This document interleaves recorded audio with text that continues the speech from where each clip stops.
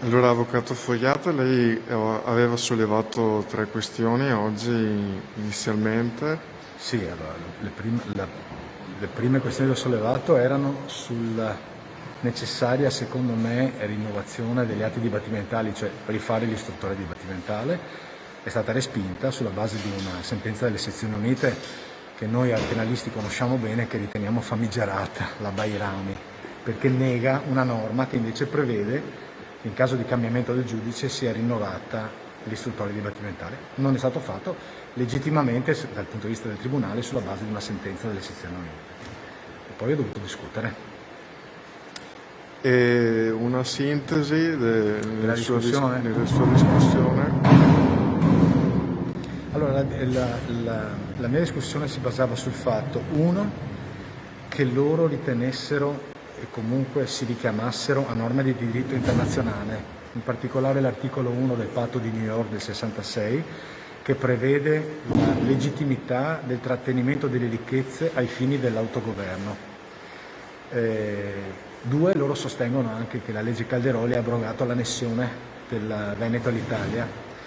Queste cose stanno semplicemente a significare che quantomeno credevano di esercitare un diritto e secondo il codice penale, quando si ritiene di esercitare un diritto, il reato, la condotta è scriminata, cioè non è punibile chi pone in essere la condotta. Il diritto è fondato su fonti di diritto internazionale, per di più il CLNV non aveva come fine l'evasione fiscale ma semplicemente l'autogoverno del popolo veneto e quindi si rifaceva a un diritto di opinione, di manifestazione del pensiero, diritto di azione politica, tutelato dalla Costituzione, articolo 21, tutelato dalla Convenzione Europea dei diritti dell'uomo, all'articolo 10, tutelato dalla Carta di Nizza, all'articolo 11.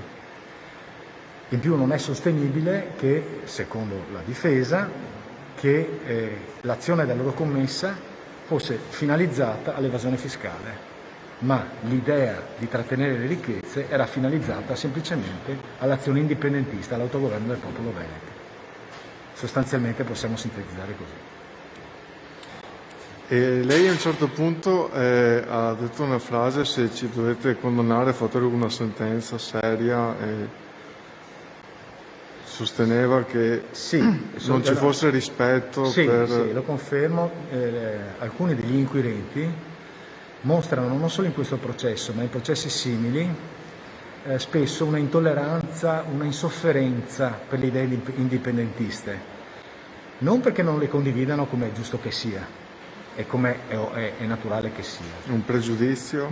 È un pregiudizio, ma perché le ritengono delle sottoidee, delle subidee, delle non idee, cioè le ritengono un qualcosa di cui non si deve neanche tener conto e quindi o ridono o le prendono ridendo o le sopprimono come se non esistessero. Hanno questo atteggiamento qui e siccome sulle radici giuridiche di cui hanno parlato gli imputati qualcuno della polizia si è permesso di ridere o di sorridere, di dire che erano così delle velleità assurde, metagiuridiche, fantasie, ho chiesto che quantomeno una eventuale sentenza di condanna si basi sul rispetto. Lei ha chiesto comunque la soluzione e adesso il 25 marzo... Il 25 marzo dovrebbe, dopo aver parlato all'avvocato Tapparo, io penso che vadano in Camera di Consiglio e che decidano. Dovrebbe essere una la sentenza di condanna o di assoluzione.